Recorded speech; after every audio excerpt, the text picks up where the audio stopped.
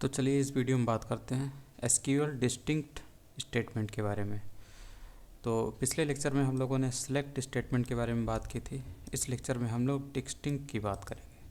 तो select distinct साथ साथ है, इसका मतलब है कि कुछ ऐसी चीज़ है जो कि सेलेक्ट को अलग रूप में बनाती है, अलग बनाती है, वो है डिस्टिंक्ट। डिस्टिंक्ट का मतलब ये हुआ कि डुप्लीकेट जो आइटम्स होते हैं वो अलाउ नहीं होंगे, डुप्लीकेट डेटा आपका अलाउ नहीं होगा। ठीक, केवल ये डिस्टिंक्ट यानी जो डिफरेंट वैल्यूज़ होते हैं उसी को ये रिटर्न करता है। तो जब हम लोग लिखते हैं सेलेक्ट, इसी जगह पर हम लोगों को लिखना है सेलेक्ट डिस्टिंक्ट। बाकी सब सेम है, कॉलम 1 कॉलम 2 यानी जिस कॉलम को आप चाहते हैं जिसके डेटा को, उसका आपको यहाँ पे देना है और किस टेबल डेटा से आपको ये उठाना है उसका नाम यहाँ पर है। ठीक, तो डिस्टिंक्ट इसलिए लिखते हैं क्योंकि हम चाहते हैं कि कॉलम में कोई भी डुप्लीकेट एंट्री ना आ जाए। उसको रोकने के लिए हम लोग डिस्टिंक्ट इस्तेमाल करते हैं। जैसे कि अगर देखिए यहाँ पर कंट्री है जर्मनी, मैक्सिको, तो ये अगर पाँच रोज़ की एक टेबल है तो आपको यहाँ पे दिख रहा होगा, यहाँ पर मैक्सिको वाला डुप्लीकेट आइटम आपको दिख रहा होगा, यानी कि कंट्री में आपको मैक्सिको डुप्लीकेट दिख रहा है। तो इसी चीज़ को अवॉइड कर लिया जाता है, अवॉइड कर दिया जाता है डिस्टिंक्ट के ज़रिए। जैसे कि अगर आप नॉर्मल आप देखें, जैसे select country from this customer database, ये जो डेटाबेस है मान लीजिए अभी तो ये आपको पूरा फुल नहीं दिख रहा है क्योंकि फुल इससे ज़्यादा है जो पहले देखा था उससे, ये केवल 5 रोज़ आपको यहाँ पे दिखा रहा है। तो इसमें आप देखेंगे तो कंट्री, अगर आप कंट्री कॉलम को ले रहे हैं, कंट्री कॉलम को एग्जीक्यूट करना चाहते हैं इस कस्टमर डेटाबेस टेबल से, तब आपको ये वाला कॉलम आपको दिखाई देगा। ठीक, लास्ट वाला। तो देखिए इसको रन कराते हैं तो आपको 91 कॉलम रोज़ दिख रही हैं। ठीक, तो इसमें कंट्री वाला कॉलम का पूरा डेटा यहाँ पर आ रहा है, आपको दिख रहा होगा मैक्सिको ये भी डुप्लीकेट है और यहाँ पर आपको फ्रांस भी 2 बार दिखा, जर्मनी भी यहाँ पे दिखा। तो ये सब डुप्लीकेट आइटम आ रहे हैं बार बार। ठीक, इसी चीज़ को आप अवॉइड करना चाहते हैं और आपका कॉलम ऐसा आना चाहिए कि उसमें कोई डुप्लीकेट एंट्री ना हो, जैसे कि यहाँ मैक्सिको ऐसा नहीं होना चाहिए, एक ही बार आना चाहिए। ठीक, तो इसी के लिए हम लोग इस्तेमाल करते हैं डिस्टिंक्ट का। तो सेलेक्ट की जगह पर हम लिखते हैं सेलेक्ट डिस्टिंक्ट। ठीक, तो जैसे इस एग्जांपल को देखिए, select distinct this table name from this database name. ठीक, तो जैसे इसको रन कराएंगे तो आप यहाँ पर देखते हैं आपका कोई भी जो कंट्री नेम है डुप्लीकेट नहीं है, जो डुप्लीकेट एंट्री है वो हट गई। मैक्सिको एक बार आया, जबकि यहाँ पर देखिए मैक्सिको यहाँ पे 2 बार था। ठीक, यहाँ पे और भी नीचे है मैक्सिको, कई बार आया होगा, लेकिन वो केवल आपको 2 ही बार दिख रहा है। ठीक, तो इसमें शायद होगा नीचे कहीं पर, ये देखिए यहाँ पर भी आया, लेकिन इसमें क्या होगा एक ही बार आपको दिखाई देगा। यहाँ पे देखिए जर्मनी, फ्रांस भी आपको कई बार दिख रहा है। ये इसमें बहुत सारी डुप्लीकेट एंट्री हैं। ठीक, तो उन्हीं को अवॉइड कर दिया गया है।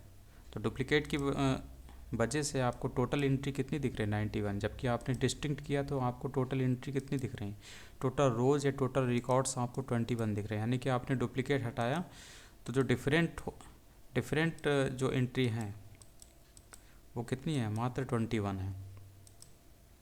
तो इसमें आपको आप क्या हटा देते हैं, डुप्लीकेट जो एंट्री होती हैं वो हटा देते हैं, कोई भी डुप्लीकेट आपको यहाँ पे नहीं मिलेगा। जर्मनी, मैक्सिको, यूके, स्वीडन सब अलग अलग है। ठीक, तो इस तरीके से ये होता है। उसके बाद ये है कि काउंट भी कर सकते हैं। जैसे डिस्टिंक्ट कंट्री ये जो आया है, इस पे काउंट जब मेथड का इस्तेमाल किया जाता है तो इसके नंबर को बता देता है कि कितनी एंट्री हैं, उसमें कितने रोज़ हैं। तो ये चीज़ है, जैसे आपको यहाँ पे दिख रहा है 21। तो इस तरीके से ये है। और ये ऊपर वाला जो है फायरफॉक्स पे काम नहीं करता, ये इसमें बता रहा है। और उसके बाद ये है, ये भी इसी टाइप का है। तो इसको जस्ट क्या काम किया गया है, इसको रीनेम कर दिया गया है डिस्टिंक्ट कंट्रीज़ के रूप में। ठीक, बाकी ये जो काम कर रहा था वही ऊपर वाला ही काम है, सेम ये जो काम कर रहा था वही काम जो है ये भी कर रहा है। ठीक है, तो यहाँ पे इसको रन कराते हैं तो आपको दिख रहा होगा। ठीक, डिस्टिंक्ट कंट्रीज 21, जबकि पिछले वाले में क्या था हमारा, ये देखिए यहाँ पे कुछ नहीं लिखा हुआ था, यहाँ पर ये लिख के आ रहा था यही वाली चीज़ लिख के आ रही थी, ठीक, जो कि थोड़ा सा ऑड लग रहा था देखने में, इसीलिए इसको चेंज करके उस तरीके से कर दिया गया, ठीक। तो इसीलिए उस टाइप में ये आपको दिख रहा होगा।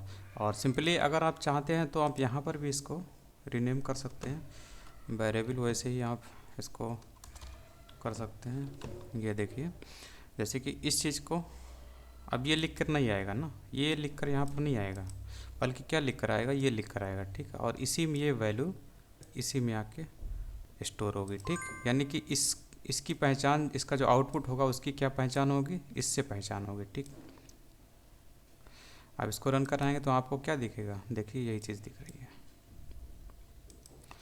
तो इस तरीके से ये कर सकते हैं।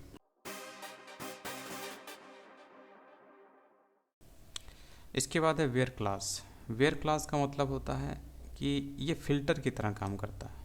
मतलब जब आप पर्टिकुलर टाइप की रोज़ चाहते हैं किसी कंडीशन के आधार पर, तब आपको फ़िल्टर का इस्तेमाल करना पड़ता है, यानी वेयर क्लास का इस्तेमाल करना पड़ेगा। फ़िल्टर देकर आप कोई डेटा एक्सेस करना चाहते हैं, मतलब कंडीशन लगा के आप एक्सेस करना चाहते हैं कि इस कंडीशन को सेटिस्फाई करने वाला कॉलम या रो ही एक्सेस होना चाहिए। तो ये जो कंडीशन होती है इसको हम वेयर क्लास में देते हैं, ठीक, वेयर में देते हैं इसको। और ये तो आपको पता ही है। तो जैसे आपका ये डेटाबेस है और ये वेयर क्लास का एग्जांपल है, जैसे यहाँ पर कंडीशन लिखी है select all from customer database, यानी ऊपर वाले डेटाबेस। और किस कंडीशन पे, ऐसा डेटा एक्सेस करना है जहाँ पर कंट्री की वैल्यू मैक्सिको हो, ठीक। तो कंट्री में देखिए मैक्सिको कहाँ पर है, कंट्री कॉलम में मैक्सिको यहाँ पर है, यहाँ पर है। इसी टाइप में और भी जब पूरा डेटाबेस फुल डेटाबेस में मैक्सिको जहाँ जहाँ होगा तो वही रोज़ आपको एक्सट्रैक्ट होके मिलेंगी, ठीक। इसको रन कराते हैं तो देखिए कौन कौन सी रोज़ आपको मिल रही हैं। देखिए हर जगह आपका मैक्सिको, यानी जो मैक्सिको कंट्री वाले आपने जो कंडीशन दी थी वेयर क्लास में, वही रोज़ आपको दिख रही हैं, यानी दूसरी, तीसरी, 13वीं और 58वीं, 80वीं, ये हमारी जो रोज़ हैं जहाँ पर कंट्री की वैल्यू मैक्सिको है, ठीक। तो वही वाला आपको यहाँ पे डेटा मिला है। तो आप यहाँ पर वेयर क्लास में क्या देते हैं, कंडीशन देते हैं। कंडीशन को सेटिस्फाई करने वाला, यानी फ़िल्टर को सेटिस्फाई करने के बाद जो डेटा आता है वही आपका आउटपुट होता है। इसके बाद है टेक्स्ट फील्ड और न्यूमेरिक फील्ड।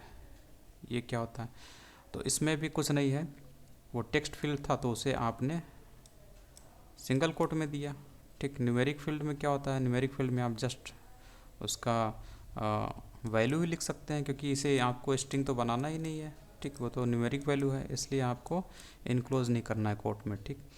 तो आप ID1 वाला, यानी कि ID1 वाला रो आपको चाहिए, तो ID1 वाला रो आपको इससे मिलेगा।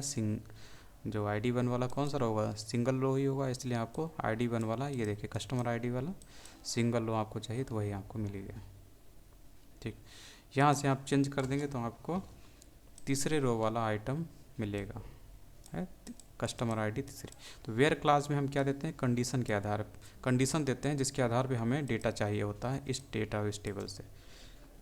ये एक प्रकार का फ़िल्टर होता है।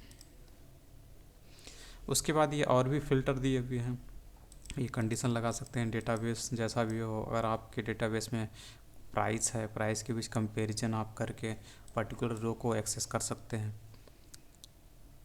रेंज देख के आप कर सकते हैं कि किस रेंज के बीच में आने वाला डेटा ही आप एक्सेस कर सकते हैं। तो ये सब है। इसके बाद अगले लेक्चर में बात करते हैं।